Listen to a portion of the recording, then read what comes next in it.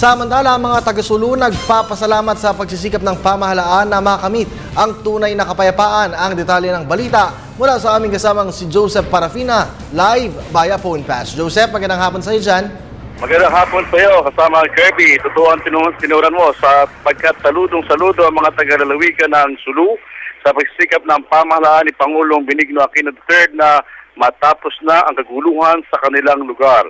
Dinalaw po ng People's Television 4 ang mga bayan ng Maimbong, Talipaw at Patikol para naman po bisitahin ang mga ongoing projects dito ng DPWH-ARMM at bukod sa papasalamat nito kay Pangulong Aquino sa mga proyektong ito, ay di po nila matapos na pasalamatan din si Pangulo sa pagsikap nito na maisulong ang Bangsamoro Basic Law na siya namang ika ngay makakalutas nga ng problema sa kaguluhan sa nasabing mga lugar.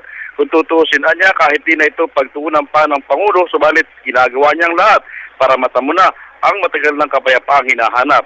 Pinasalamatan din po naman ng mamamayan ng Hulu-Sulu ang pamunuan ng Philippine National sa pamunuan din po ng AFP sa talaga naman ng mga matitinong mga hepe ngayon ng pulisya at armed forces sa nabanggit na lugar.